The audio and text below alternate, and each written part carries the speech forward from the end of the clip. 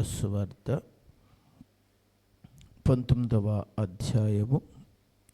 లూకాసు సువార్త 19వ అధ్యాయము 41వ వచనం నుంచి చదువుకుందాము. ఆయన పట్టణమునకు సమీపించినప్పుడు దానిని చూచి దాని విషయమై ఏడ్చి, నీవును ఈ నీ దినమందైన సమాధాన సంబంధమైన సంగతులు తెలుసుకుని ఎడల నీకెంతో మేలు, కానీ ఇప్పుడవి నీ కన్నులకు మరుగు చేయబడి ఉన్నవి. ప్రభువు నిన్ను దర్శించిన కాలమున నీవెరుగకుంటివి గనుక నీ శత్రువులు నీ చుట్టూ గట్టు కట్టి ముట్టడి వేసి అన్ని పక్కలను నిన్ను అరికట్టి నీలోనున్న నీ పిల్లలతో కూడా నిన్ను నేల కలిపి నీలో రాతి మీద రాయి నిలిచియుండని దినము వచ్చునని చెప్పాను. చాలు, అందరూ తల్ల వంచండి, ప్రార్థన చేసుకుందాం. సర్వశక్తిమంతుడైన దేవుడు మనతో మాట్లాడాలని అందరము ప్రార్థన చేసుకుందాం. చక్కగా ప్రార్థన చెయ్యండి. కృపగల దేవా, నీ పరిశుద్ధ నామానికి వందనాలు. ఎందరికో లేని ధన్యత ఈ దినం మాకు అనుగ్రహించినందుకు నీకు స్తోత్రాలు. చక్కగా బిడ్డలు నిన్ను స్తుతించి ఆరాధించారు. వారి కాలమంతా మమ్మల్ని కాపాడి ఆరోగ్యము క్షేమము ఇచ్చారు. తండ్రి, ఏరికి వందనాలు. మరింతగా మేము దీవించబడే భాగ్యాన్ని మాకు అనుగ్రహించారు. నీకే స్తుతులు చెల్లిస్తున్నాం. నీ బిడ్డలు ఇప్పటి వరకు నిన్ను స్తుతించుకున్నారు. మరి కొద్దిసేపు నీ వాక్యాన్ని ధ్యానిస్తుండగా నిలబడిన నేను వట్టివాడిని, నువ్వే నాతోనూ అందరితోనూ మాట్లాడండి. నీ మాటలు మమ్మల్ని బ్రతికిస్తాయి, మమ్మల్ని ఆదరిస్తాయి, మమ్మల్ని ఉజ్జీవపరుస్తాయి, మా ఆత్మీయతను పెంపార చేస్తాయి. నీ వాక్యానికి శక్తి ఉంది. నీవే ఆ శక్తి కలిగిన వాక్కు చేత మా గుండెలను తాకండి, మా హృదయములను తాకండి, బండబారిపోయిన స్థితులను సరిచేయండి, ప్రీతికరమైన వారిగా మార్చండి. దేవా, ప్రభావవంతమైన కార్యము మాలో జరుగునట్లుగా కృప చూపండి. ఆటంకపరుచు ప్రతి శరీర కార్యము, ప్రతి అపవాది కార్యం, ప్రతి గుడ్డితనం, ప్రతి అవివేకం తొలగించండి. పరిశుద్ధాత్ముడా, నీ దివ్యమైన ప్రసన్నతను మా మీద కుమ్మరింప చేయమని యేసునామంలో అడిగి వేడుకుంటున్నాము తండ్రి, ఆమేన్. ప్రభు యొక్క శ్రేష్ఠ నామములో ఆసక్తితో కూడి వచ్చిన మీ అందరికీ ప్రభు నామంలో వందనాలు. యేసయ్య మనందరినీ కాపాడి మరొక వారం ఆయన సన్నిధిలో చేరి ఆయనతో సహవాసం చేసే ఈ చక్కటి అవకాశం మన ప్రభు మనందరికీ దయచేశారు. హల్లెలూయా, హల్లెలూయా. మంచిది. దేవుడు తన మహాకృపలో ఈ వారంలో మరి ఉపదేశ ఉద్యోగ మహోత్సవాన్ని దేవుడు ఎంతో చక్కగా దేవుడు జరిగించాడు. మరి ఆహ్వానించబడిన దైవజనులు మరి ఒకళ్ళు బాబురావు గారు రాలేకపోయినా మరి మోజస్ గారు అలాగే దీవెన్ రాజు గారి ద్వారా దేవుడు చక్కటి సందేశాన్ని ఇచ్చారు కదా. విన్నవాళ్ళు ధన్యులు, వచ్చిన వారు మరి ధన్యులు. కొంతమంది ఇలాంటి అవకాశాలు కూడా ఏం చేసుకుంటున్నారు, పోగొట్టుకుంటున్నారు. కానీ మీరు పోగొట్టుకుంటే దానికి మీరే లెక్క అప్పచెప్తారు ఎవరికి. కాబట్టి మీరు చక్కగా వినియోగించుకోండి. లెక్క అయితే నేనేం చేయాలంటే మీ దగ్గర బిల్లు వసూలు చేయాలి. లెక్క అయితే ఎంత ఖర్చు అయిందో ప్రతి నెల మనిషికి ఇంతని వేసేసి వచ్చినా రాపోయినా మీ దగ్గరికి ఒక పుస్తకం ఇచ్చి ఒక మనిషిని ఏం చేయాలి, పంపించి మీ దగ్గర తిన్నా తినకపోయినా మీరు డాక్రా కట్టుకుంటారో మానుకుంటారో నాకు అనవసరని ఒక్కొక్కరి దగ్గర ఏం లాగాలి మేము పంపించి ఉదయస్కరేతులు లాంటి వాళ్ళని చెప్పండి బిల్లు వసూలు చేయించుకురమ్మన్నారు. కానీ మేము మీ దగ్గర ఏం చేయట్లేదు, అదే మా మంచితనం ఏమో చెప్పండి. కాబట్టి మీరు గుర్తుపెట్టుకోండి, దేవుడు ఇంత మంచి ఏమిస్తున్నందుకు అవకాశాలు ఇచ్చినప్పుడు వాటిని మీరు మంచిగా వినియోగించుకోండి. వినియోగించుకుంటే అది మీకెంతో ఏమో. మీరు దీవించబడాలని కొన్ని నెలల నుండి మేము ప్రార్థన చేస్తున్నాం. అలాగే చక్కటి దేవుని సేవకులను దేవుడు మన మధ్యకి తీసుకొస్తున్నాడు. ఆత్మీయులైన దైవజనుల్ని వారి నోట సిద్ధపరిచిన మాటలు వినటం మనకెంతో ధన్యత. అలాగే ప్రతిరోజు చక్కగా ప్రార్థన కూడికలు జరుగుతున్నాయి. దగ్గరలోకి వచ్చేసాం. ఏంటి చెప్పండి, 40 రోజులు కూడా ఏమైపోయింది, తరిగిపోతూ వచ్చింది. ఈ వారం వచ్చే శుక్రవారంతో చెప్పండి, వచ్చే వారంతో ఇక ఏమైపోయినట్టే. ఇంకెన్ని రోజులు ఉన్నాయి, 14 రోజులు ఉన్నాయి అనుకుందాం కదా. మరి వాటినన్నా మీరు ఏం చేసుకుంటారనుకుంటున్నాను చెప్పరే? మధ్యలో ఆకలిస్తే ఒక పూట మానేస్తున్నారండి కొంతమంది. ఏం నాకు డౌట్ వస్తుంది, ఆ రోజు మాంసం కూర వండుకున్న రోజున ఎగ్గొట్టేస్తున్నారేమో అనుకుంటున్నాను, చేపలు దొరికిన రోజున. ఏదేమైనా చెప్పండి, ఇలాంటి ఆరోగ్యం ఇచ్చినందుకు మనం దేవుని సన్నిధిలో ఏం చేయాలి, ప్రార్థించాలి. ప్రార్థించడానికి ఈ తరుణాలు దేవుడు మనకేం చేశాడు, ఇచ్చాడు. వేరే కాలంలో అయితే మనకి వాతావరణం అంత అందుబాటులో ఉండదు. ఇప్పుడు మనకి వాతావరణం కూడా అందుబాటులో ఉంది కాబట్టి ఇలాగ జరుపుతున్నా. నాకు ప్రభు ఇచ్చిన ఆలోచన ఏంటంటే వచ్చే సంవత్సరం ఇలా పెట్టకూడదు అనుకుంటున్నాను. వచ్చే సంవత్సరం 40 రోజులు తీసి 50 రోజులు పెడదాం అనుకుంటున్నాను. ఏమంటారు మీరు? నవ్వారేంటో కొంతమంది. 50 రోజులు పెట్టి 50 ఏళ్ళ కాడ పెట్టాలనుకుంటున్నాను. మరి ఏమంటారు మీరు? ప్రతి ఇంటికి అందరు రావాల్సింది ఎక్కిస్తేసి ఎవడింటికి రాకపోతే ఆడు మీ ఇంటికి రాడు. ఇంకా అలాంటి నినాద. అలాగే మన ఊరంతా కూడా సువార్త ప్రకటించవచ్చు. కొంతమందికైనా రక్షణ సువార్త ఏం చేయొచ్చు, ఇలాగన్నా అందిద్దామని ఆశ పుట్టింది. ప్రభు చిత్తం అయితే ప్రభు రాకడ ఆలస్యం అయితే మనం అందరం సజీవులుగా ఉంటే వచ్చే సంవత్సరం మాత్రం ఆ పని చేద్దాం. అందరూ ఏం చేయండి, ఇప్పటి నుంచే ప్రార్థన చేయండి. దేనికోసం? హల్లెలూయా. ఎందుకంటే మనం సువార్త ప్రకటించాలి. మన ఊరంతా ఏమవ్వాలి, రక్షణ పొందాలంటే మన ఇంటి దగ్గర కూడా దేవుని మాటలు ప్రకటించాలి. ఇంట్లో వాళ్ళకి వినిపించాలి, ఇంటి చుట్టుపక్కల ఉన్న వాళ్ళకి కూడా దేవుని మాటలు వినిపించవలసిన బాధ్యత మన మీద ఉంది. మనం వాళ్ళ కొరకు కూడా ప్రార్థనలు చెయ్యాలి. హల్లెలూయా. ఈరోజు దేవుని వాక్యంలోనికి వెళ్ళి కొన్ని మాటలు ధ్యానం చేద్దాం. చదవబడిన వచ్చిన భాగం లూకాసు వార్త 19వ అధ్యాయం 43వ వచనాన్ని చదువుతున్నాను నేను. ప్రభువు నిన్ను దర్శించు కాలము నీవు ఎరుగకుంటివి. ఈ మాట ధ్యానం చేద్దాం. ప్రభువు నిన్ను దర్శించిన కాలము నీవు ఎరుగకుంటివి. దేవుడు ప్రతి దానికి ఒక సమయాన్ని ఏం చేశాడు, ఇచ్చాడు.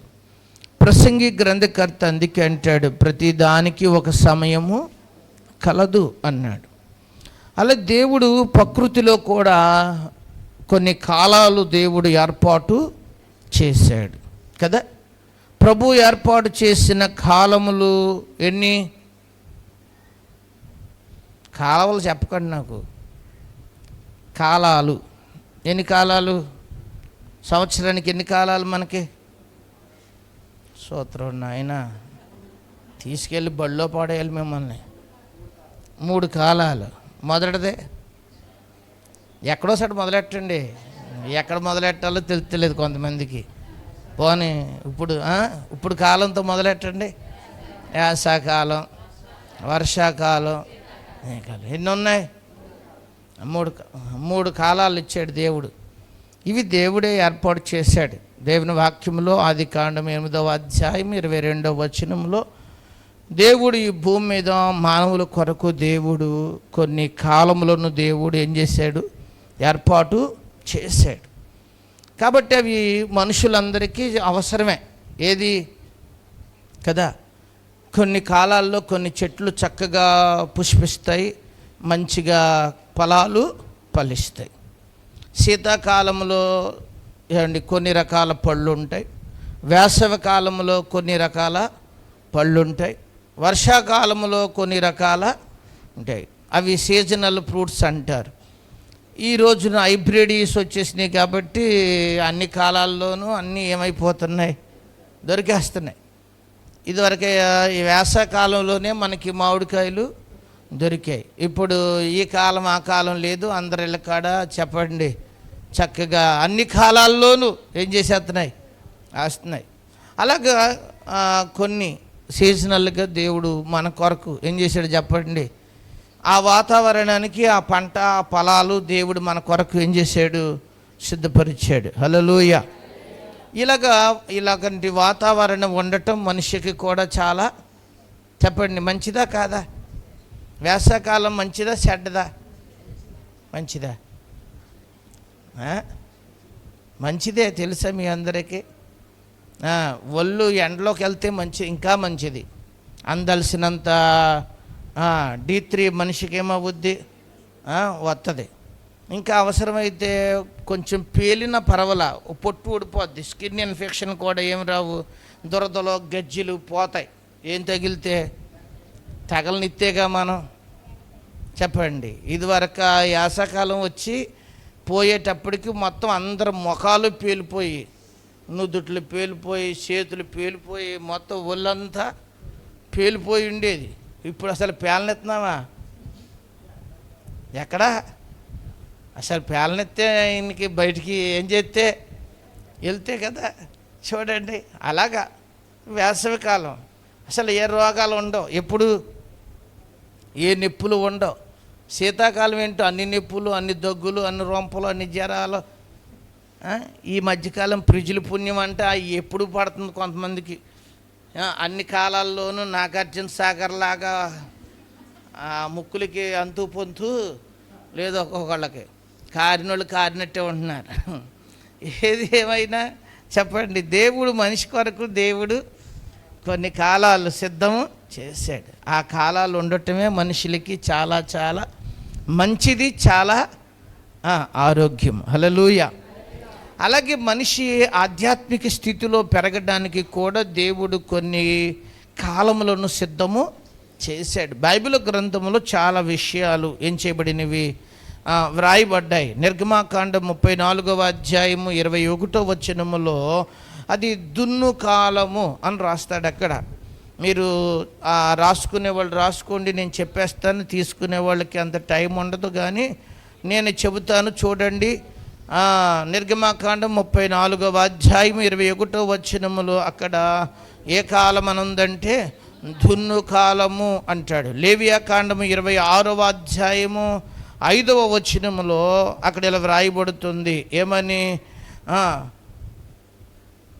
చూడండి ఒకసారి. ఏ కాలం అంటే ఇది ద్రాక్ష పండ్లు ఫలించే కాలము అని అక్కడ ఏం చేయబడుతుంది? వ్రాయబడుతుంది. తర్వాత కీర్తన గ్రంథం 74వ కీర్తన 17వ చరణములో వేసవి కాలము, చలికాలము అని ఏం చేయబడింది? వ్రాయబడుతుంది. ఆమోసు గ్రంథము 5వ అధ్యాయము 13వ వచనములో చెడు కాలము అని ఏం చేయబడింది? వ్రాయబడింది. దానియేలు గ్రంథము 8వ అధ్యాయము 19వ వచనములో ఉగ్రత సమయము కాలము అని ఏం చేయబడింది? వ్రాయబడింది. నిర్గమాకాండము 21వ అధ్యాయము 19వ వచనం పని చేయని కాలము ఏం చేయబడింది? ఇలాగూ బైబిల్ గ్రంథములో కొన్నిసార్లు కొన్ని కాలములను గురించి ఏం చేయబడింది? వ్రాయబడింది. కొన్ని ఆ కాలములను గురించి బైబిల్లో ఇలాగ ఎందుకు ప్రస్తావించాడు అని అంటే, బైబిల్ గ్రంథం ఒక కల్పనాయుతమైన పుస్తకము కాదు. ఇది ప్రకృతిని, సృష్టిని అంతటిని సృజించిన దేవదేవుని యొక్క గొప్ప ప్రణాళిక. హల్లెలూయా. అన్ని క్షేమముల కొరకు దేవుడు అద్భుతమైన రీతిలో సమస్తమును ఏం చేశాడంటే ఆయన సృజించాడు. అంత గొప్ప దేవుడు. ఈ రోజున నేను మీకు ఒక 2-3 కాలాలు గుర్తు చేస్తాను. ఇవి ఆధ్యాత్మికంగా మనము గుర్తు చేసుకుందాం. దీని ద్వారా కొన్ని మంచి ఆత్మీయమైన పాఠాలు మనము నేర్చుకునే ప్రయత్నం చేద్దాం. చూడండి, వాక్య భాగంలో ఈ వచనాన్ని అందరూ తీద్దాం. అపోస్తుల కార్యములు 3వ అధ్యాయము 19వ వచనాన్ని చదువుదాం. చూడండి, అపోస్తుల కార్యములు 3వ అధ్యాయము 19వ వచనం. విశ్రాంతి కాలము వచ్చునట్లు. చాలు ఇక్కడ మాట రాయబడింది ఏమని? ప్రభువు సముఖము నుండి విశ్రాంతి కాలము వచ్చునట్లు అని ఇక్కడ గుర్తు చేస్తున్నాడు. ఈ మాట ఎప్పుడు, ఎవరు, ఎలా పలుకుతున్నారు అనే విషయాలు మనము ధ్యానం చేస్తే అప్పటికి దేవుని యొక్క సంఘానికి అనేకమైన శ్రమలు వచ్చాయి. యేసు ప్రభు వారు సిలువ వేయబడ్డాడు, ఆయన పునరుద్ధానుడై తిరిగి లేచాడు, అపోస్తులని బలపరిచాడు. అపోస్తులు కూడా ప్రార్థన చేసుకున్నారు, ఏకాంతంగా దేవుని ఆత్మ చేత నింపబడ్డారు. వారికి దేవుడు ధైర్యం కలిగిన ఆత్మను దయచేసినప్పుడు ఆ పెద్దలు, ప్రధాన యాజకుల ముందు కూడా వారు నిలబడి పేతురు, యోహానులు ఏం చెప్పారు అని అంటే, ఈ నామములో తప్ప ఏ నామములోనూ మనకి రక్షణ లేదు అని చెప్పారు. అంత మాత్రమే కాదు, మీరే గొప్ప రక్షకుడిని మన కొరకు పంపిస్తే మీరు ఆయనను ఏం చేశారు? నిరాకరించారు. ఆయన కాదన్నారు. ఆయన మీరే హింసించారు, ఆయన మీరే చంపాడు. ఆయన గురించి దావీదు ఇలాగ ప్రవచించాడు. ఇదిగో దావీదు ఇలాగ ప్రవచించిన విషయాలన్నిటినీ ఏం చేశాడు అనుకున్నారు తెలుసా? గుర్తు చేశాడు. హల్లెలూయా. గమనించు. ఇవన్నీ చెప్పిన తర్వాత వారందరూ దగ్గరికి వచ్చి, పేతురు, యోహానుల దగ్గరికి వచ్చి, అయ్యా మరి ఇప్పుడు మేము ఏం చేయము అని అడిగితే, అప్పుడు పేతురు, యోహానులు వారి విషయం ఏం చెప్పాడు అని అంటే, 2వ అధ్యాయం 38వ వచనంలో, మీరు మారు మనసు పొంది పాప క్షమాపణ నిమిత్తము ప్రతి వాడు యేసు క్రీస్తు నామమున ఏం పొందండి? బాప్తీసం పొందండి అని చెప్పినప్పుడు ఇంచుమించు 3000 మంది ఒక్క దినమే ఏం చేశారంట? బాప్తీసము పొందారు. అప్పుడే మొట్టమొదటిగా సంఘము ఆవిర్భవించింది. ఆ దినము నుంచి వారు ఏం చేస్తున్నారు? బోధలు, సహవాసములో, రొట్టె విరుచుటలో ఎడతెగక లేకుండా దేవుని సన్నిధిలో సాగుతూ ఉన్నారు. ఒక రోజున యెరూషలేములో ఉన్న దేవాలయంలోనికి పేతురు, యోహానులు ఎక్కి ఏం చేస్తున్నారు? ఇంచుమించు 3 గంటల సమయంలో వారు దేవాలయంలోనికి వెళ్తూ ఉన్నారు. ప్రార్థన నిమిత్తం వెళుతూ ఉండగా దేవాలయం బయట ఒక ఉన్నవాడు, ఎవరో పుట్టినది మొదలుకొని నడవలేని కుంటివాడు ఒకడు దేవాలయం దగ్గర కూర్చున్నాడు. అయ్యా నాకు సహాయం చేయండి, బతకలేనోడిని, పనికెళ్ళలేనోడిని అంటే, మా దగ్గర వెండి బంగారాలేమీ లేవు, మా దగ్గర ఉన్నదే నీకు ఇస్తాము, మా వైపు తేరి చూడన్నప్పుడు పేతురు, యోహానుల వైపు ఆ కుంటివాడు తేరి చూచినప్పుడు పేతురు, యోహానులు 2 చేతులు పట్టుకొని ఏం చేశారు? నజరేయుడని యేసు నామమున లెగో అని చెప్పినప్పుడు వాడు లేచి గంతులేసుకుంటూ దేవాలయములోనికి వెళ్ళాడు. దేవాలయంలోనికి వాడు వెళ్ళిన వెంటనే ఎక్కడ లేని వాళ్ళ గుళ్ళోకి వచ్చిన వాళ్ళందరూ, ఊరు బాబు ఎప్పుడు మా గుడి దగ్గర ఉండి ఏం చేసుకున్నవాడువే నువ్వు? భిక్షాటం చేసేవాడి, నీ కాళ్ళు ఎలా వచ్చినాయి రా? నువ్వు ఎలా బాగుపడ్డావు? అసలు ఇంతవరకు చరిత్రలో ఇలాంటి సంగతి ఎక్కడ మేము చూడలేదు. ఇలాంటి వాడు ఎలా బాగుపడ్డావంటే, నా దగ్గర ఏం గొప్పతనం లేదు. అదిగో ఆ మనుషులు ఇద్దరు ఏం చేశారు? మాకు ఈ మాటలు చెప్పారు, ప్రార్థన చేశారు, నాకు ఏమొచ్చింది? స్వస్థత వచ్చిందని చెబుతుంటే ఆడి దగ్గరికి వచ్చిన జనాలందరినీ తీసుకుని ఎవరి దగ్గరికి వచ్చాడు చెప్పండి? ఎవరి దగ్గరికి వచ్చారు? పేతురు, యోహాను దగ్గరికి. అప్పుడు పేతురు యోహాను వచ్చిన జనాలకి ఇదే మంచి అవకాశం అని చెప్పి వారందరికీ ఎవరి గురించి చెబుతూ మొదలుపెట్టాడు? ప్రభువును గురించి చెప్పటం మొదలుపెట్టాడు. చూడండి, మీరు 13వ వచనాన్ని చదివితే, అబ్రహాము, ఇస్సాకు, యాకోబు అని వారి దేవుడు అనగా మన పితరులు దేవుడు తన సేవకుడైన యేసును మహిమపరిచి ఉన్నాడు. మీరు ఆయనను అప్పగించిదిరి. మీరేం చేశారు? ఆయన మీరు అప్పగించారు. పిలాతు ఆయనను విడుదల చేయుటకు నిర్ణయించినప్పుడు మీరు అతని ఎదుట ఆయనను ఏం చేశారు? పిలాతు ఆయన విడిపిద్దాం అనుకున్నాడు. మీరే ఆయన ఏం చేశారు? నిరాకరించారు. 14వ వచనం, మీరు పరిశుద్ధుడు నీతిమంతుడైన వారిని నిరాకరించి నరహంతకుడైన మనుష్యుడు మీకు అనుగ్రహింపమని మీరు అడిగితిరి. మీరు జీవాధిపతిని చంపితిరి గాని దేవుడు ఆయనను మృతులలో నుండి లేపెను, అందుకు మేమే సాక్షులము. హల్లెలూయా. ఈ మాటలు చెప్పడానికి మామూలు విషయం కాదు. చదువు ఉందో ఏమన్నా వీళ్ళకి చెప్పండి. చేపలు పట్టుకునేవో పేతురు గారు మాట్లాడుతున్న మాటలో అండి, దేవుడు వారిని అభిషేకించాడు. ఆ రోజున ఇలా మాట్లాడుతూ వారికి దేవుని సువార్త ఆ దేవాలయంలో ఉన్న వాళ్ళందరికీ ఏం చేశారు చెప్పండి? ప్రకటించి 19వ వచనంకి వచ్చేటప్పటికి ఇలా చెబుతున్నాడు, ప్రభు సముఖము నుండి విశ్రాంతి కాలము వచ్చినట్లు. ఏమొచ్చింది? ప్రభు సముఖము నుండి మీ బతుకులకి ఏం కలుగుతుందిరా తెలుసా? విశ్రాంతి. మనిషి బ్రతుకుకి విశ్రాంతి ఉందా చెప్పండి? విశ్రాంతి ఉందా? మనం అందరం కోరుకుంటున్నాం. ఆయన సశరీరుడుగా ఉన్నప్పుడు ఆయన మత్తయి సువార్త 11వ అధ్యాయంలో ఓ మాట చెప్పాడు. ఏమని? ప్రయాసపడి భారం మోస్తున్న సమస్త జనులారా నా యొద్దకు రండి, నేను మీకు విశ్రాంతిని. మనిషికి విశ్రాంతి లేదన్న సంగతి ఎవరికి తెలుసు? యేసయ్యకి తెలుసు. పాపము మనిషికి విశ్రాంతి లేకుండా చేసింది. పాపము మనిషిని అనారోగ్యాలు పాలు చెంది, అవిధేయత మనుష్యుని శాపమును అనుభవించువానిని చేసే శాపగ్రాహమైన స్థితిలో నుండి మనిషిని విమోచించి ఆ మానవ జీవితానికి విశ్రాంతి ప్రసాదించడానికి ప్రభు ఈ లోకానికి హల్లెలూయా యేసు దగ్గరికి రావటమే విశ్రాంతి కాలం. ఏ కాలము చెప్పండి? ఎంతమందికి విశ్రాంతి కాలం కావాలి చెప్పండి? ఏబు భక్తుడు ఇలా అంటాడు, నరుని కాలము యుద్ధకాలము అంటాడు. ఏబు గ్రంథము 7వ అధ్యాయము 1వ వచనములో ఆ మాట రాస్తాడు. ఏమని? నరుని కాలము యుద్ధకాలం. ఎలాంటిదంట? ప్రతిరోజు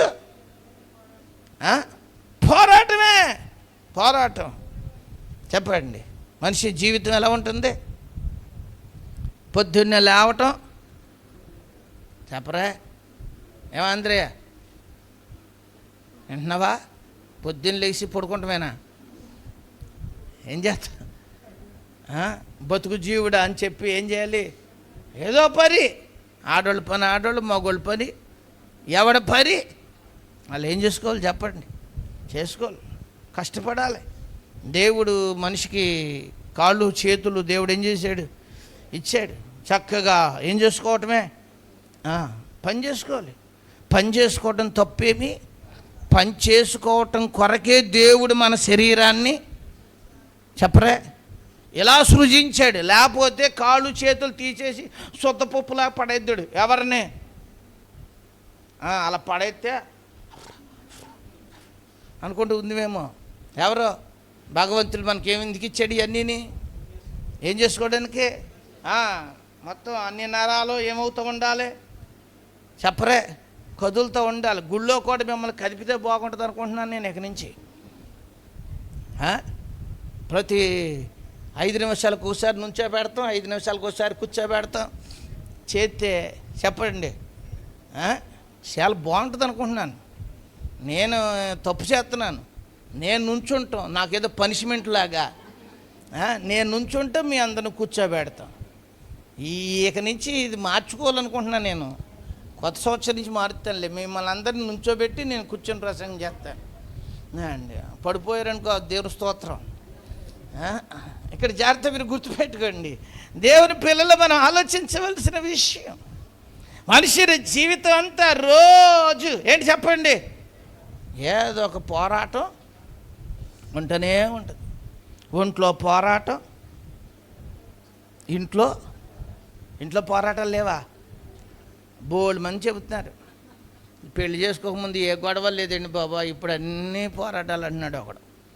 పెళ్లి చేసుకున్న వాడిది బాధ ఒకటంట, పెళ్లి చేసుకోలేకపోతే ఆడిది ఇంకో బాధ. ఎవడి బాధ అర్థం మీకు ఇక్కడ? ఒక్కొక్కడిది ఎవడు చూసినా చెప్పరే. రోజు ఏదో ఒక పోరాటం. కొంతమందికి ఒంట్లో పోరాటం కాదు. బైబిల్ గ్రంథంలో మాట రాయబడింది ఏమనంటే, ఆత్మకు శరీరానికి కూడా ఏముంటుందంట? దేనికి? ఆత్మకు శరీరం. ఆత్మ ఏమంటుంది? పొద్దున్నే 3ంటికి మెలకు వచ్చి లెగో చెయ్యి అంటుంది. ఏమని? శరీరం ఏమంటుంది? కంగారు పడకో, బోలు టైం ఉంది అంటుంది. ఎవరో గుర్రం దుల్లినట్టు. ఎక్కడ? మా తాతగారు గుర్రం ఉండేది, దాన్ని ఇక్కడి నుంచి బోన్పల్లి దాకా వేసుకొచ్చాక దాన్ని రే అటే పక్క తోలుకెళ్ళరా అని తోలుకెళ్ళి అవతల పక్క వదిలేస్తే అది ఫస్ట్ అక్కడికి తోలుకెళ్ళగానే కింద పడిపోయి తెగ తోలేసేది. అది దానికి అలా తోలితే దానికి బాగుంటుంది అనుకుంటే దానికి. కొంతమందికి మెలకు భగవంతుడు ఇస్తాడు. ఎప్పుడు చెప్పరే? 4ంటికి నాకు మెలకు రావట్లేదు అన్నప్పుడు చెయ్యొద్దండి. మన కెమెరా తిప్పి చూద్దాం వీళ్ళందరూ. చెయ్యొత్తమంటే నాకు 4ంటికి మెలకు రాదండి, 7ంటికి వస్తుంది అన్నవాళ్ళు చెయ్యొద్దండి. నిజంగా ఒప్పుకోరా? భగవంతుడు అందరికీ చెప్పరే 4ంటికి లెగ్గొట్టేస్తాడు, మెలకు వచ్చేస్తుంది. నువ్వు 11ంటికి పడుకుని వచ్చేస్తుంది. కానీ ఈ శరీరం గాడు ఏమంటాడు తెలుసా? లెగుద్దే కానిలే, ఇవాళ ఎక్కడికి వెళ్ళాలి, ఏం పని ఏం లేదుగా అంటుందా నాతో. ఎవరితో? ఒక్కొక్కసారి ఏమంటుందో తెలుసా? Lego enjoy. మీకు గుర్తుపెట్టుకోండి, దేవుడు ఒక్కొక్కసారి ఏం చేస్తాడో తెలుసా? ఒక కళ కూడా ఇస్తాడు. ఆ టైంలో లెగలేదనుకో ఏమిస్తాడు అనుకున్నారో? సిరిగిపోయిన గుడ్డలు వేసుకున్న మొహం కనపడతామో, చెప్పు ఒకటి ఇచ్చుకుని అడుక్కున్నట్టుగాను. చెప్పండి, ఇలాంటి దేవుడి పరిస్థితులు చూపిస్తాడు. ఎవరికే? ఎందుకు చూపిస్తాడు అనుకున్నారు? ఎందుకు? లేకపోతే నీకు ఇలాంటి గతే పడద్రా అని ఏం చేస్తాడు చెప్పండి? చూపిస్తాడు. కొంతమందికి ఎంత చూపించినా అబ్బోళ్ళు కళ్ళు వస్తాయి ఉంటాయండి, అయ్యా పోతాయి. ఊరికినే రప్పించడు కళ్ళు. ఎందుకు? మనల్ని పరిశుద్ధ ఆత్మ మన పక్షం నుండి మనకేం చేస్తుంది అనుకున్నారు? రోమిలకు రాసిన పత్రికలో రాయబడింది, ఆత్మ తానే మన పక్షమును ఏం చేస్తున్నాడు? పోరాటము చేస్తున్నాడు. లేగో, పని చేసుకో, ప్రార్థన చేసుకో. ఎప్పుడు చెబుతూనే ఉంటుంది. ఎవరు? ఓ పక్కనేమో ఆత్మ చెబుతూ ఉంటే ఇంకో పక్కనేమో శరీరం చెబుద్ది. ఏమని చెబుద్ది? నువ్వు బాగా పనిచేసి అలసిపోయావు అంటుంది. ఇది ఏది? అది చెయ్యరు అంటుంది. ఇదేమంటుంది? కాసేపు చేద్దా కానీ కాసేపు ఫోన్ చూడు అంటది, కాసేపు సినిమా చూడు అంటది, కనిపించేసేపు సీరియల్ అందా? అనలేదు మిమ్మల్ని? ఇంకా కొంతమందికి ఏమంటుందో తెలుసా? ఈ ఆదివారం వెళ్ళొద్దులే అంటది. ఏ ఆదివారం వెళ్ళొద్దు అనలేదా? కొంతమందిని ఏమంటుంది? వెళ్తే వెళ్ళావు కానీ పనికి వెళ్ళాక వెళ్దా కానిలే అంటది. ఏ ఆకోబా ఏమందే? పనికి వెళ్ళి తర్వాత వెళ్ళు అంట. కొంతమందిని పనికి వెళ్ళాక ఏమంటుందో తెలుసా? ఇప్పుడు దాకా నలగొట్టుకున్నావు, ఏమి వెళ్తావు కానీ పడుకో, వచ్చే వారం ఏం చేద్దాం కానీ. పోరాటం జరుగుద్ది. ఎవరికి తెలుసా అండి? అందుకని ఏబు గారు ఆ మాట రాశాడు అండి. ఏమని రాశాడు? నరుని కాలము యుద్ధకాలమే. రోజు పోరాటం జరుగుతుంటుంది. ఒంట్లో పోరాటం చెప్పరే, ఇంట్లో పోరాటం. శాంతి గారు ఎక్కడ పోరాటం లేదా? దేవుని స్తోత్రం. కొంతమంది ఇంట్లో రోజు పోరాటమే. అత్తమాటలు, గొడవే, ఎద్దుల రంకులు, గొర్రెల అరుపులు. ఎక్కడా? మీ ఇంట్లో ఉండవనుకుంటే దేవుని స్తోత్రం నాయన. కొంతమంది ఇంట్లో టీవీలు అక్కర్లా, టేప్ రికార్డర్ ఇలాంటివి ఏం అక్కర్లా, బయటికి సూపర్గా వినపడతాయి. అయ్యి అర్థం మీకు ఎక్కడ? గమనించండి. అయ్యో, అదొక పోరాటం. ఏ పోరాటం? ఇంట్లో పోరాటం ఉంది, ఒంట్లో పోరాటం. ఇప్పుడు ఇంకో పోరాటం చెప్పాను. ఏ పోరాటం? యేసయ్య గారు, శరీరానికి ఆత్మకి పోరాటం. ఈ గుర్తుపెట్టుకోండి. కొంతమంది ఇలాంటి గుర్తుంటలా. మా యేసయ్య గారిని అన్నాను, మన పాస్టర్ గారు వచ్చారు కదా, వాక్యం ఏం చెప్పారు అన్నాను. చెబితే ఆయన ఏం చెప్పుకొస్తాడా, నేను పాపం చాలా శ్రద్ధగా విన్నాను. ఆయన ఏం చెప్పాడు? 25 ఎకరాలు అమ్మేసుకున్నాడు, స్వార్థం ఎక్కువైపోయాడు. 25 ఎకరాలు ఆడే ఏం చేసుకున్నాడు. అసలు వాక్యం ఏం చెప్పారు? అది కాదు, 25 ఎకరాలు అంటాడు మాట్లాడితే. ఎవరు ఇప్పుడు ఆ కథ అడగండి, మళ్ళీ చెబుతాడు యేసయ్య గారు. ఉపమానాలు గుర్తుపెట్టుకుంటారు కానీ ఎక్కవు బుర్రలోకి. చెప్పండి, మనకి ఎక్కాల్సింది ఏంటి? ఏమెక్కాలి? అది. అందుకే మీరు బుర్ర దగ్గర పెట్టుకుని మనం నేర్చుకోవాలి. జీవితం అంతా ఏముంటాయి కానీ యేసయ్య పోరాటాలతో ఉండాలని కాదు, నా విశ్రాంతినే నేను మీకు. హల్లెలూయా. అందుకే అన్నాడు ఆయన, విశ్రాంతి కాలము. ఏ కాలం అంట? ప్రభు పాదాల దగ్గరికి వచ్చినప్పుడు, ఆయనతో కూర్చున్నప్పుడు ఆయన పిల్లలకి ఆయన ఏమివ్వాలని కోరుకున్నాడు. మత్తయి సువార్తలో మనం చదువుకున్నాం 11:28లో ఆయన అన్నాడు, భారం మోస్తున్న సమస్త జనులారా నా యొద్దకు రండి, నేను మీకు ఏమిస్తా. హల్లెలూయా. యేసు నమ్ముకుంటే మనకి విశ్రాంతి. దేవునితో సత్సహవాసము కలిగి ఉంటే మన బ్రతుకుకి చెప్పండి విశ్రాంతి. అంతే. అందులో ఉన్నంత సంతోషకరమైన పరిస్థితులు మనకి ఎక్కడ? అపొస్తలుడైన పౌలు అందుకే చెబుతాడు, ఆనందించుడి, మరలా చెబుతున్నాను అన్నాడు. చూశాడు, పేతురుని చెరసాల్లో పడేసేస్తే ఆయన శుభ్రంగా నిద్రపోతున్నాడంట. ఎక్కడ? మిమ్మల్ని తీసుకెళ్ళి జైల్లో పడేస్తే అక్కడి దాకా వెళ్ళక్కర్లా. సాయంత్రం వస్తారంటే ఎస్ఐ గారు నేను తీసుకెళ్తారంటండి చాలు. అసలు మన బతికెళ్ళకూడదు, అలాగుంటుంది కదా. ఈ ఏకంగా మెడకాయ మీద తలకాయ తీసేస్తానికి తీసుకెళ్ళి ఎక్కడ పెట్టారు? చెరసాల్లో పెడితే ఖైదీల మధ్య ఏం చేస్తున్నాడు అని ఉంది. హల్లెలూయా. ఎందుకు నిద్రపోయాడు అంటారు? శరీరాన్ని చంపుకుంటాడా? చంపుకొని ఏమండి ఆత్మ ఎక్కడికి వెళ్ళిపోద్ది? మా దేవుని దగ్గరికి వెళ్ళిపోతాను, మా గురువు దగ్గరికి వెళ్ళిపోతాను. ఇంకా గొడవ, చంపుకుంటే చంపేసుకుంటారా అన్నట్టు పడుకున్నాడు. ఎవరు చెప్పరే?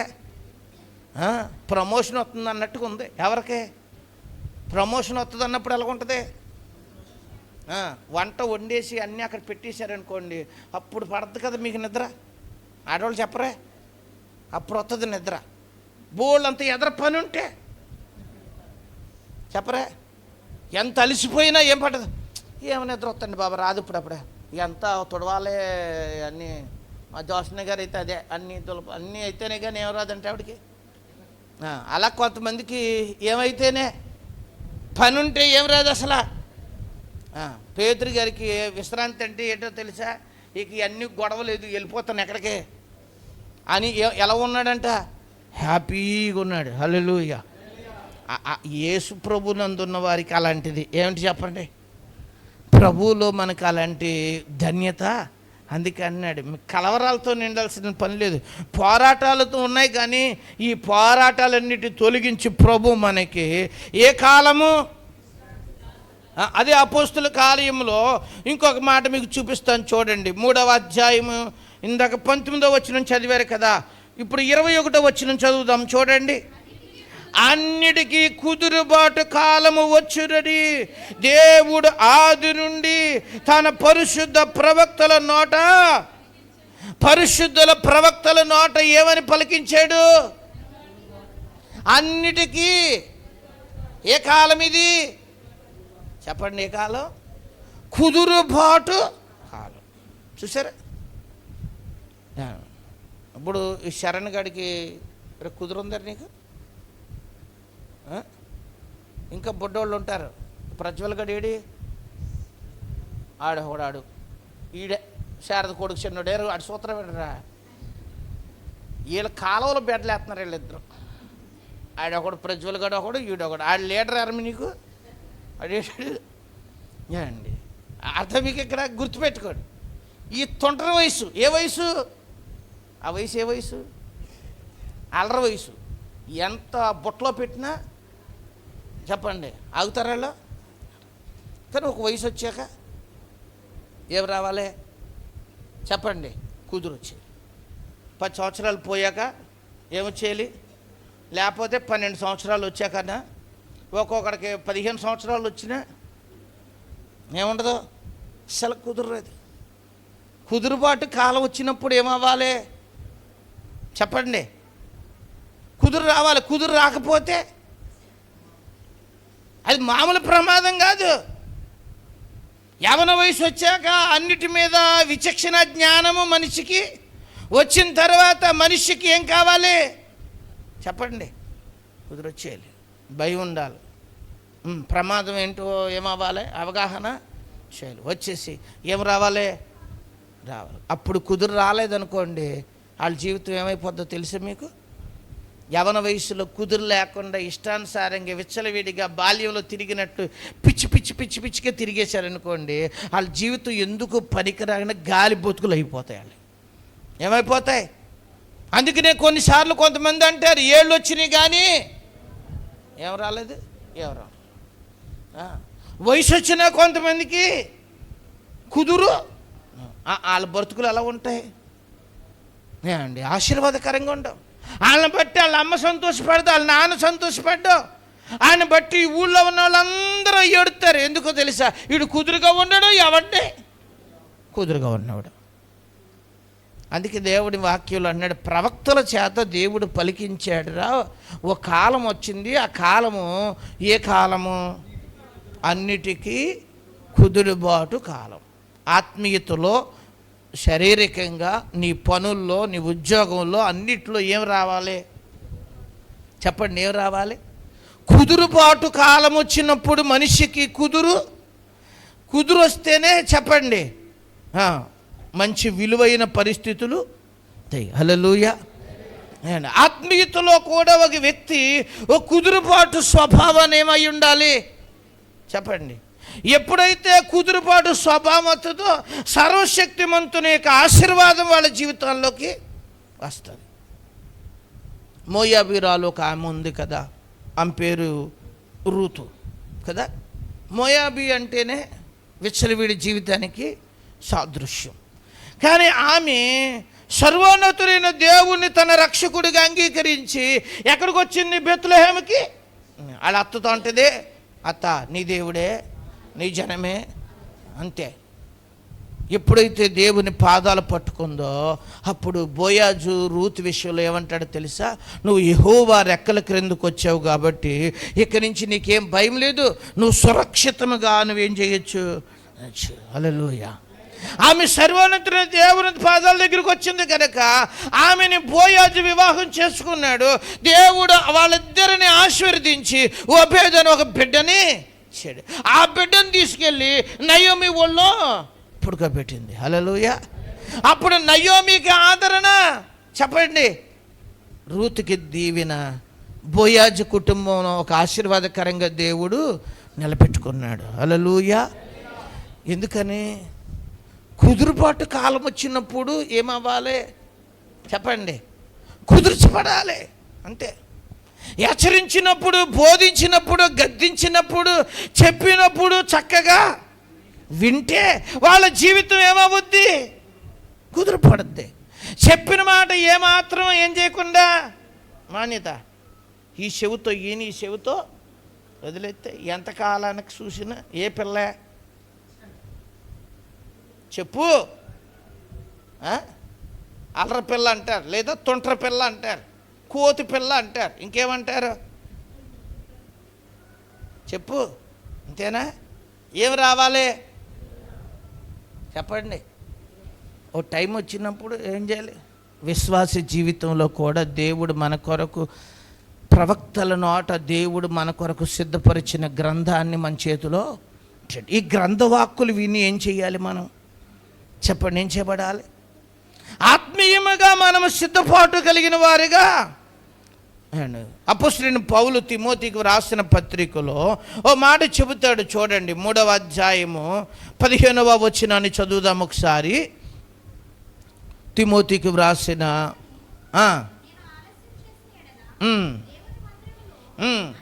అనగా జీవము కలిగిన దేవుని సంఘములో అది నీకు తెలియవలెనని ఈ సంగతులను మీకు చాలు. ఏమని రాశాడు చూశారు అక్కడ? ఆ వచనంలో అంటాడు, జీవము కలిగిన దేవుని సంఘములో జనులు ఎలాగూ ప్రవర్తింపవలెను. ఎక్కడ? జీవము కలిగిన, ఇదే ఏ మందిరం అంటే ఇదే మందిరం ఇది? అర్థమైంది మీకు? ఇక్కడ ఇది దేవుని మందిరము. దేవుని మందిరములోకి అడుగు పెట్టేటప్పుడు జనులు ఎలాగో ప్రవర్తించవలెనో అనేక విషయాలు దేవుడు ప్రవక్తల నోట ఏం చేశాడు చెప్పండి? మంచి వస్త్రధారణ ఉండాలి. నిండు వస్త్రధారణ వేసుకుని ఏం చేయాలి చెప్పండి? రావాలి.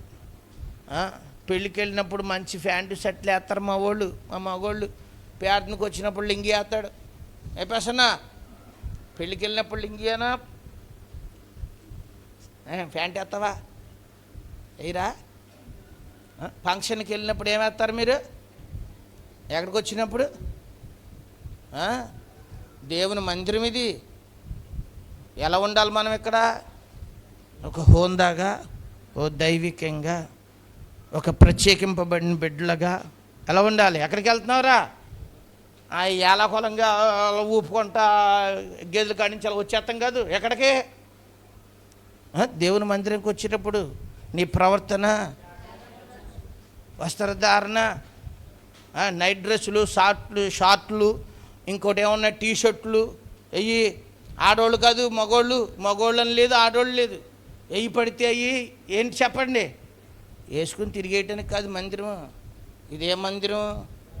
అక్కడ ఏం రాసి ఏం చదివారు మీరు? జీవము కలిగిన. అది ఎక్కడికి వస్తున్నావు తెలుసా నువ్వు? ఎవరి దగ్గరికి వస్తున్నావు? జీవము కలిగిన దేవుని సన్నిధిలో. అది మనం గుర్తుపెట్టుకోవాలి. మేము దేవుణ్ణి ఆరాధించుకోవడానికి మేమేం చేస్తున్నాము? మనం చక్కటి సిద్ధపాటు. దాంతోపాటు వచ్చిన వాళ్ళు చక్కగా కుదురుగా కూర్చోవాలి. ఎక్కడ? ఎప్పుడైనా మీరు కూర్చునేటప్పుడు మీకు బుర్రకాయ ఉండాలి. ఇది ఉందనుకోండి. అప్పుడు మీకు నా ఎదర ఎవరన్నా ఒక లైన్ ఉందా? లైన్లో కూర్చున్నానా, వంకరగా కూర్చున్నానా, ఏమవ్వాలి మీకు? చెప్పరే? నీ ఎదర ఎంత చోటు ఉంచుకున్నావు? వెనకాల ఎవరన్నా భక్తులు వస్తారో, లేటుగా వచ్చే భక్తులు వస్తారో, వాళ్ళకి మనం ఏమి ఇవ్వాలి? ముందే వచ్చాక భగవంతుడు నిన్ను ముందే పంపాడుగా, ఏం చెయ్యి? ఎదురుకొచ్చావు. అర్థం మీకు? ఇక్కడ మీకు గాలి ఇట్లేదు అనుకోండి, మీరు ఏం చేయాలి? ఒక ఏసీకి స్పాన్సర్ చేయాలి. ఏసీకి స్పాన్సర్ చేస్తే సరిపోదు, దానికి తగ్గ జనరేటర్ కూడా మనం ఏం చేయాలి?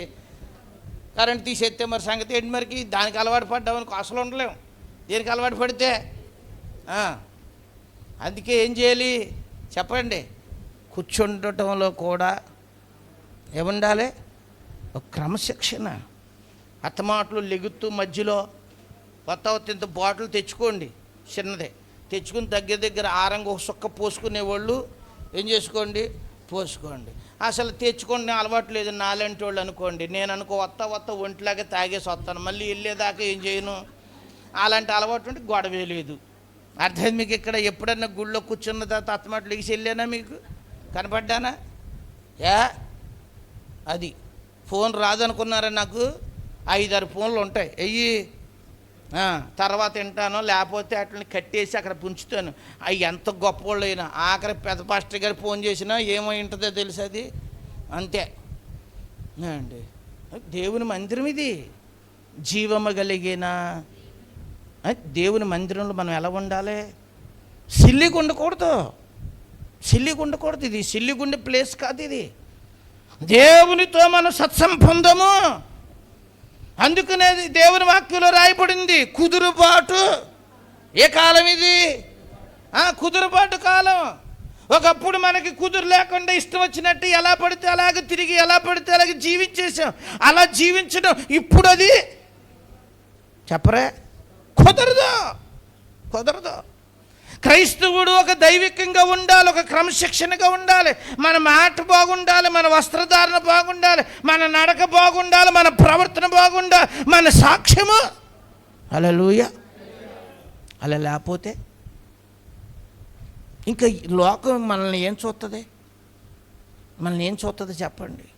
ఎందుకే అవి వెళ్తున్నారు ఏంటండి? వాళ్ళు ఎవరు వెళ్ళారు? ఏం మారారు? మనం అలాగే ఉన్నాం, వాళ్ళు అలాగే ఉన్నారు. మనలో ఓ ప్రత్యేకత, ఓ దైవికత్వం. బైబిల్ గ్రంథం ఎంత గొప్పదో తెలుసా? అసలు బైబిల్ గ్రంథం పట్టుకెళ్ళకుండా బతుకులు మార్చేయచ్చండి మనుషుల్ని. దేంతో? మన ప్రవర్తనతో అన్నాడు. అర్థం మీకు ఇక్కడ? అవిశ్వాసి అయిన భర్తను రక్షించుకోవడానికి అసలు వాక్యంలో పేతురు గారు చెప్పాడు, వాక్యం కూడా అక్కర్లేదు మీకు. భయముతో కూడిన మీరు మంచి ప్రవర్తన, మీ ప్రవర్తన ద్వారానే మీరేం చేసుకోగలరు? వాక్యం లేకుండా రక్షించుకోవచ్చు అన్నాడు. హల్లెలూయా. అంటే ప్రవర్తన, వాక్యమే గొప్పదండి వాక్యానికంటే. చెప్పండి అది. ఎందుకంటే మనం ఎక్కడికి వెళ్తున్నాం? ఇదే కాలం. ఏ కాలం? మనల్ని కుదురుపరిచేది ఎక్కడ? బయట మనం ఎలాగున్నా పర్లేదు అనుకోవచ్చు, కానీ మందిరంలోకి వచ్చిన ప్రతి వ్యక్తిని దేవుడు కుదురుబాటి కాలములో మనల్ని ఏం చేస్తాడు? కుదురుపరుస్తాడు. హల్లెలూయా. నాతో చాలామంది చెబుతారు, ఒకప్పుడండి నా ఇష్టం వచ్చినట్టు తిరిగేవాడిని అండి. ఏ టైం పడితే ఆ టైంకి వచ్చేవాడిని అండి. ఏది పడితే అది ఏం చేసేవాళ్ళం? ఏది పడితే అది వాగేవాళ్ళు, ఎలా పడితే అలా బతికేవు అప్పుడు. కానీ ఇప్పుడు అలా బ్రతకడానికి వీలు లేదు. ఒక గ్రంథం దేవుడు మనకి చెడు, ఒక కొలబద్ద చెడు. నీ మాటలు, నీ ప్రవర్తన ఆ వాక్యానికి ఏమైపోవాలి చెప్పండి? సరిపోవాలి. హల్లెలూయా. గోడ కట్టేటప్పుడు ఏముంటుంది? టాపీ మేస్త్రి దగ్గర అండి తూకం ఉంటుంది, బద్ద ఉంటుంది, ఒక లైను తాడు ఉంటుంది. 3 ఆట్లకి చూస్తాడు వరుసకి. ఒక వరుస వేసాడంటే ఆ వరుసకి తూకం వేస్తాడు, చెప్పండి, తాడు పెడతాడు, లేదా బద్ద పెట్టి పెట్టాడు. ఎందుకు? నేను ఎప్పటి నుంచో సీనియర్ని, నాకు ఎలాంటి వాటితో ఏం లేదు. కంటి సూపుతో కట్టేస్తా అన్నాడు అనుకో సత్యప్రకాష్, అది మన దొడ్లో ఉండదు. గోడ ఎవరి దొడ్లో ఉంటుంది? అది. నువ్వు ఎంత సీనియర్ అయినా చెప్పరా, కరెక్ట్గా ఉండాలి. ఏంటయ్యి అర్థం మీకు ఇక్కడ? నేను ఒక్క వరుస కాదండి, 10 వరుసలకు ఒకసారి వేస్తాను అన్నాడు అనుకో, వేస్తాడు. ఒక్కొక్కడు 10 వరుసలకు వేస్తాడు, మళ్ళీ దిగొచ్చి ఈ పక్క నుంచి అలా పొడుచుకుంటూ ఉంటాడు. అర్థం మీకు ఇక్కడ? సీనియర్లు చేస్తాడు ఒక్కొక్కడు. ఎందుకంటే అయ్యగారికి మళ్ళీ తేడా వచ్చింది, ఇది వీడు పొడిచినప్పుడు అటో పడద్దో అది. కానీ మన భక్తి జీవితం కూడా ఈ గ్రంథం దేవుడు ఎవరికిచ్చాడు? హల్లెలూయా. మన గురించి అన్ని వివరణలు ఇచ్చాడండి. మనం ఎలా బతకాలో దేవుడు అన్ని వివరణలు ఇచ్చాడు. చెప్పడానికి మన టైం పోదు. మన వస్త్రధారణ ఎలా ఉండాలి, మన మాటలు ఎలా ఉండాలి, మన చూపులు ఎలా ఉండాలి, మన నడక ఎలా ఉండాలి, అసలు మనం ఎక్కడ కూర్చోవాలి, మనం ఎవరితో సావాసము చేయాలి, ప్రతి చిన్న విషయాన్ని కూడా దేవుడు ఏం చేశాడు అనుకున్నారు? హల్లెలూయా. అందుకని ఈ వాక్యం దగ్గరికి వచ్చాక మనం ఏమైపోవాలి చెప్పండి? అదే అన్నాడు, నిన్ను దర్శించు కాలము నీవు ఎరుగకుంటివి అన్నాడు లోకాసువార్త 19వ అధ్యాయంలో. మనం ఏం చదువుకున్నాం ఇందాక? అక్కడ ఏ వచనం చదువుకున్నాము? నిన్ను దర్శించిన కాలము నీవు ఎరగకుంటివి. దేవుడు నిన్ను దర్శించాడు ఒక కాలము. ఓ భారాలు మోస్తున్నావో రా, ఓ ప్రజలారా రండి, నేను మీకు విశ్రాంతిని, ఇదిగో మీకు ఇది ఏ కాలము, విశ్రాంతి అని దేవుడు మనకి ఏ కాలం ఇచ్చాడు? విశ్రాంతి కాలం. రెండవది ఏ కాలము చెప్పండి? ఏ కాలం అది? కుదురుబాటు. ఇప్పుడు కుదురుబాటు కాలంలో ఏమైపోవాలి చెప్పండి? ఎంత ఎలాంటి వాళ్ళైనా ఏమవ్వాల్సిందే? కుదురుపరచబడాలి. కుదురుపరచబడకపోతే తెలుసా దాని పరిస్థితి చాలా, మీకు అర్థమైందా? కుదురు లేనోడి గురించి ఎంత బాధపడతామో, కుదురు లేనోడి జీవితం ఎంత దుర్భరం అవుద్దో, దేవుని మందిరమునకు వచ్చి కుదురు పడకపోతే వాళ్ళ జీవితం కూడా చాలా ఎంత భయంకరం తెలుసా? దేవుడు ఇలా బాధపడ్డాడు అక్కడ. ఏమని? నిన్ను దర్శించిన కాలము నీవు ఏమయ్యావు? ఎరగకుంటివే. నిన్ను నేను దర్శించాను ఒక కాలంలో, కానీ ఆ కాలము నువ్వేం చేయలేదు. నువ్వు ఎరగలేదు, నువ్వేమాత్రం గ్రహించలేదు. ఎవరు చెబుతున్నాడు? ఇంకొక మాట గుర్తు చేస్తాను మీకు, చూడండి దేవుని వాక్యంలో 89వ కీర్తన 47వ చరణాన్ని చదువుదాము. 89వ కీర్తన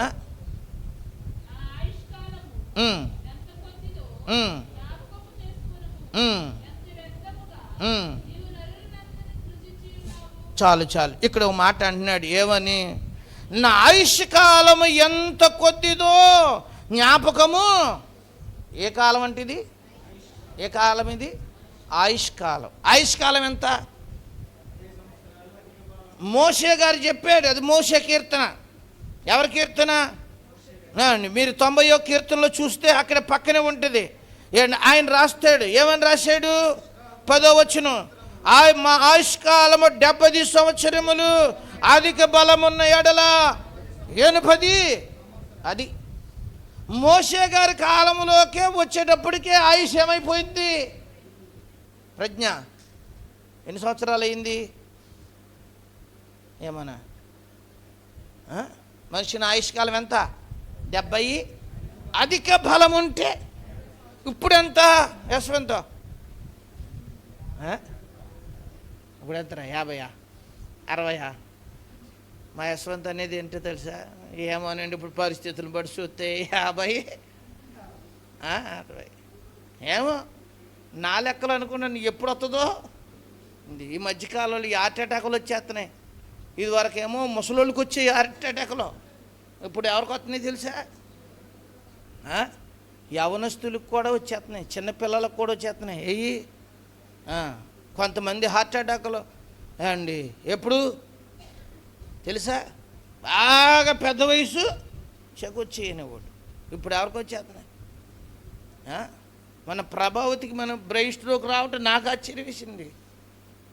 నేను గమ్మున తొందరపడ్డాం మేము అనుకోండి, జాన్పాల్ గారు మేము గమ్మున హాస్పిటల్ తీసుకుపోదామని అండి. ఫస్ట్ అయితే నాకు అనిపించింది ఈ వయసులో ఎందుకు అలాంటిది వస్తుందో అనుకున్నాం. అలాంటిది అంటే వయసుతో సంబంధం ఏమీ లేదు ఈ రోజులో లేదు. అర్థం మీకు ఇక్కడ అంటే మనుషుని యొక్క ఆయుష్కాలం ఏమైపోతుంది? తగ్గిపోతానికి కారణం ఏంటంటే మనం అలవాట్లు అండి, మన పద్ధతులే. అర్థం మీకు ఇక్కడ ఒకప్పుడు మనిషికి దేవుడు దీర్ఘాయుష్ ఇచ్చాడు అండి. బైబిల్ గ్రంథంలో ఎక్కువ కాలం బ్రతికిన ఒక ఆయన ఉన్నాడు, మెతూషాల. 900 అండి ఎంత? 960 సంవత్సరాలు బ్రతికాడు. ఎవరో చూశారు. ఇప్పుడు మనుషుల జీవితం అంత ఏమైపోయింది? తగ్గిపోయింది. ఎందుకు? దేవుడి మాట మనుషులు అట్లా భయం లేదు. విచ్చలవిడి పరిస్థితులకు ఏమైపోయారు? భారతదేశంలో ఉన్న జనం ఇంకా గమ్మున చచ్చిపోతున్నారు. ఇతర దేశాలు కొద్దిగా మెరుగంట.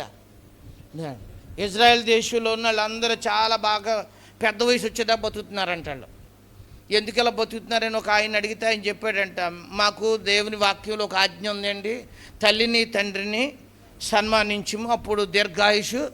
అందుకే మేము మా తల్లిదండ్రులను మేము జాగ్రత్తగా ఏం చేస్తామేమో చూసుకుంటా ఉన్నాం. తల్లిదండ్రులను జాగ్రత్తగా చూసుకుంటే వీళ్ళకి ఏం పెరుగుతుందంట? అర్థం మీకు ఇక్కడ. కొన్ని అరబ్ కంట్రీల్లో కూడా మనుషుల్ని పెట్టి చూస్తారు. ఎవరిని? పెద్దవాళ్ళని. ఇక్కడ మనకైతే చెప్పరా, ఏంట్రా వినేది ఆడి మాట వినేది అంటే, పెట్టేదేంటి చూసేదేంటి, నా కష్టం పట్టుకెళ్ళి వాళ్ళకి పెడతాండి, పెట్టను అన్నారు వీళ్ళు. ఎవరో వాళ్ళు లేకుండా మనం ఉన్నామా అని ఏమన్నా గ్రహింపు ఉంటుందా అండి? అసలు ఉంటుందా?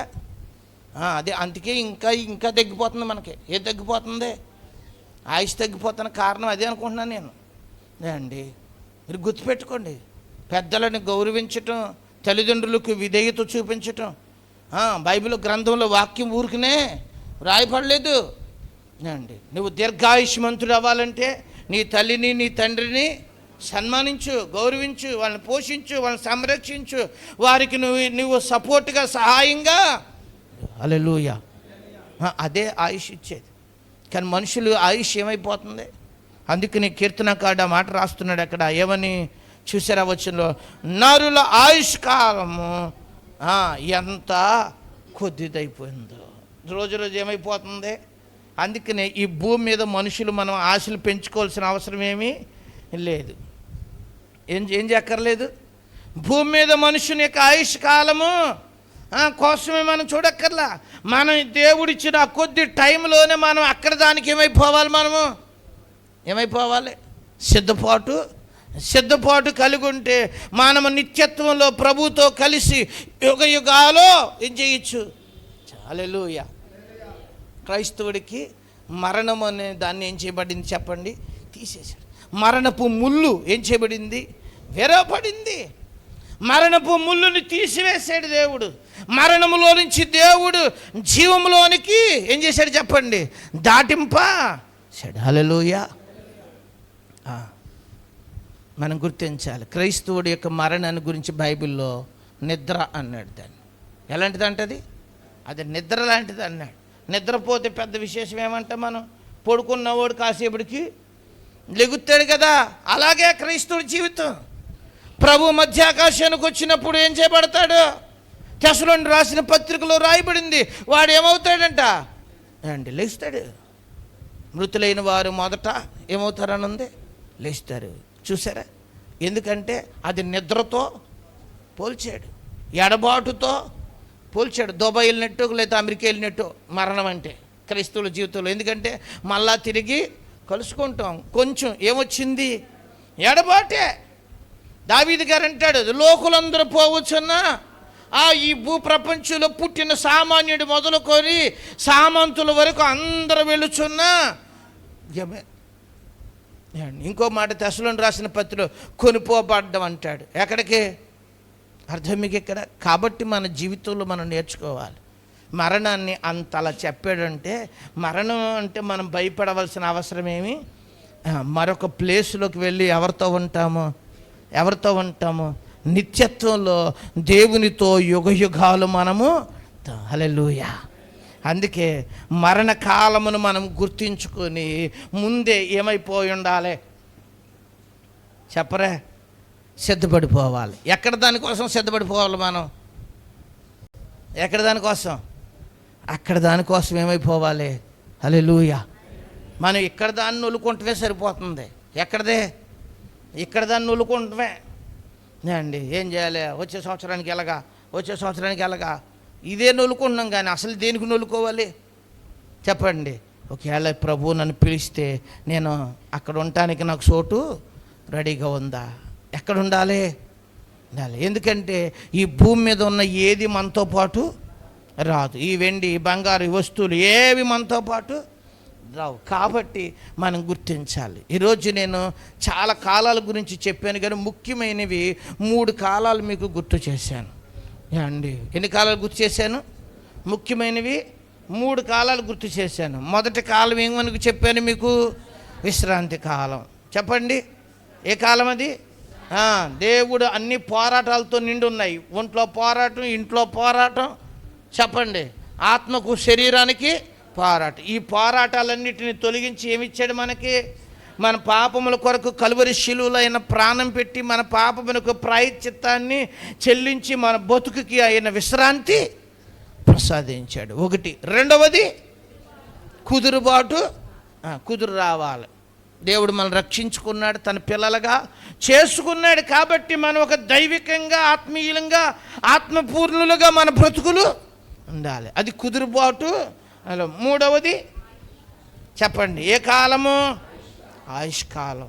కొద్దిదే, ఎంతో కాదు. అది దావీదు అంటాడు, బెత్తుడంత చేసి ఉన్నావు నాయన అన్నాడు. ఒకసారి ఏమన్నాడు తెలుసా? అసలు ఇది లేనట్టే ఉంది నాయన అన్నాడు. ఏది తెలుసా మీకు? బెత్తుడంటే తెలుసా మీకు? ఎంత? ఇంతే. బెత్తుడంటే ఇంత. ఇదండి. నా ఆయుష్కాలం ఎంత చేసావు అన్నాడు. బెత్తుడంత చేసావు నాయన అంటే అంత తక్కువ అయిపోయింది. ఎవరిదే? ఒకప్పుడేమో 960 ఎంత ఏమండి బతికేశారు. 969 సంవత్సరాలు బతికేశారు అప్పుడు.